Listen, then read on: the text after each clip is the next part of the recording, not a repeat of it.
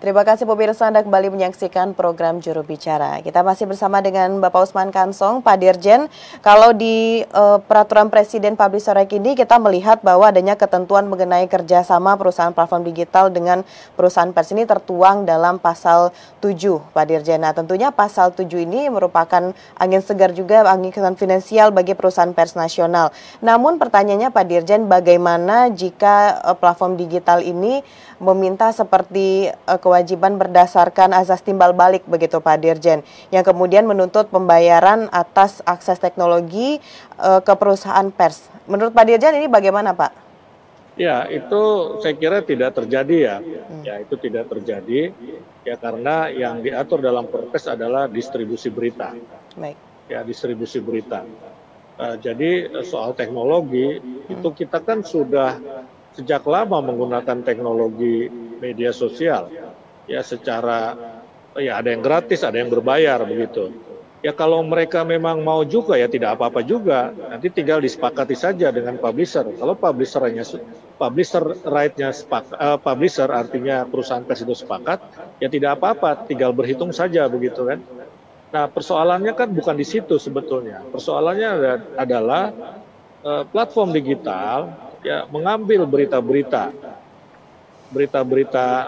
perusahaan pers secara gratis dan kemudian mengkomersialisasikannya begitu loh.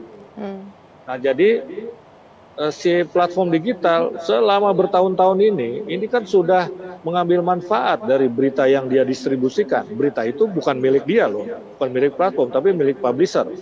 Sudah dimonetasi, sudah dikomersialisasi begitu. Nah, terus sementara perusahaan pers ini kan memproduksi berita dengan ongkos. Ada ongkosnya, bayar gaji wartawan, asuransinya, dan seterusnya begitu. Transportasi. Nah, ini kan nggak fair kalau seperti itu. Ya, nggak fair. Nah, nanti timbal baliknya adalah bukan dengan membayar teknologinya, pemakaian teknologi. Tapi yang diberikan sebagai timbal balik adalah platform bisa mengkomersialisasikan berita-berita dari perusahaan pers. Begitu timbal baliknya. Sementara perusahaan pers itu akan mendapatkan remunerasi, kompensasi, ataupun bagi hasil atau bentuk-bentuk kerjasama lainnya. Jadi di situ letak timbal baliknya. Bukan dengan katakanlah platform perusahaan pers harus membayar untuk biaya penggunaan teknologi yang dimiliki oleh media sosial atau platform digital. Tidak seperti itu. Di negara lain pun tidak seperti itu. Ya, jadi kekhawatiran bahwa platform akan ngencas gitu ya, mencharge ya begitu dari publisher right itu tidak akan terjadi. Ya, di negara lain tidak seperti itu kok. Baik, berarti kalau menurut Pak Dirjen di masa yang akan datang bagaimana Perpres Publisher Act ini dapat membantu meningkatkan kesejahteraan para teman-teman pers yang ada di Indonesia, Pak? Ya, jadi kan kalau kita lihat ini kan sekarang ekosistem bisnis medianya timpang.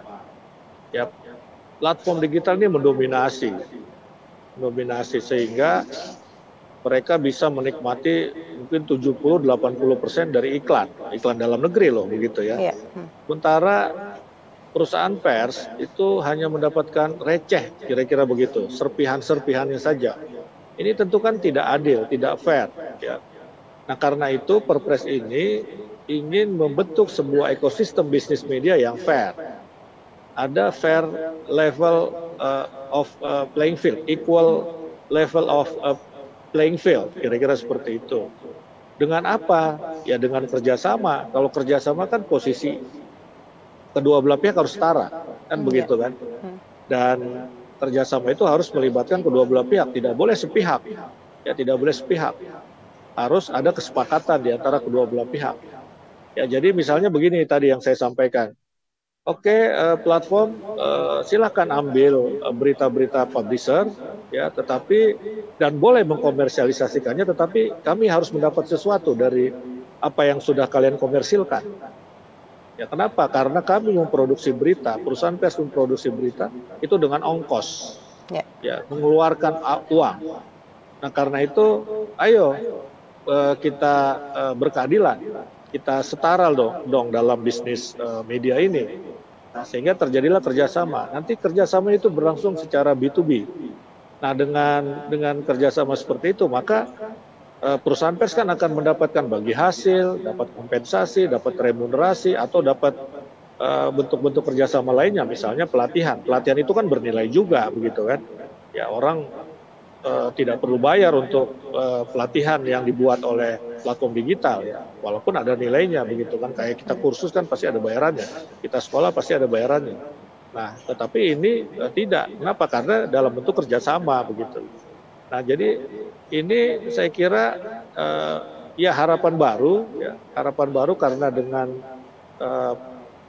Perpres Publish Right ini, maka media akan mendapatkan revenue, ya, mendapatkan tambahan revenue dari kerjasama dengan platform digital. Nah, kalau media revenue-nya meningkat, tentu media akan punya uang, punya ongkos, punya anggaran untuk menghasilkan jurnalisme yang berkualitas.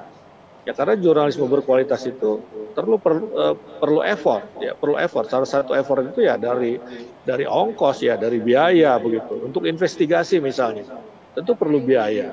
Ya, untuk in-depth report, liputan mendalam, tentu perlu biaya.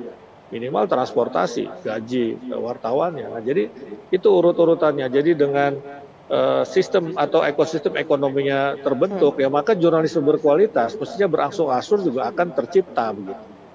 Baik, Pak Dirjen, berarti ini kita simpulkan bahwa dengan adanya peraturan Presiden Publish Right ini diharapkan mampu menghadirkan ekosistem bisnis yang berkeadilan dan juga pers yang berkualitas. Baik, Pak Dirjen, terima kasih banyak sudah memberikan informasi mengenai Publish Right dan ini menjadi harapan baru bagi insan pers nasional. Selamat melanjutkan aktivitas, Pak Dirjen. Selamat malam. Selamat malam, terima kasih, Mona. Baik pemirsa, itulah dialog kita dalam program Juru Bicara bersama dengan Dirjen IKP Kementerian Kominfo Republik Indonesia, Bapak Usman Kansong. Terima kasih bagi Anda yang telah menyaksikan. Saya Mona Zarin Sak pamit, selamat malam dan sampai jumpa.